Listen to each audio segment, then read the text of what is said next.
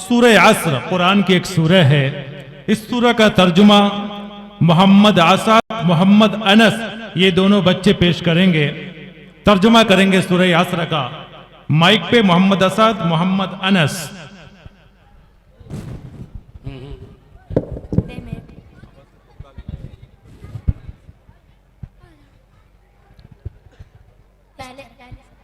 अस्सलामु अलैकुम व रहमतुल्लाहि व बरकातुहू।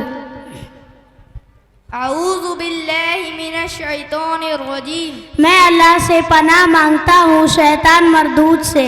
बिस्मिल्लाहिर रहमानिर रहीम। शुरू करता हूँ अल्लाह के नाम से जो बड़ी निहायती रहम मेहरबान है। वल अस्र। कसम है ज़माने की। इन्नल इंसान लफी खुस्र। सारे इंसान खसारे में हैं और उनका अंजाम बहुत बुरा होने वाला है। इल्लल्लज़ीना आमनू व अमिलुस्सालिहाति व तवासौ बिल हक़्क़ि व तवासौ बिस्सब्र।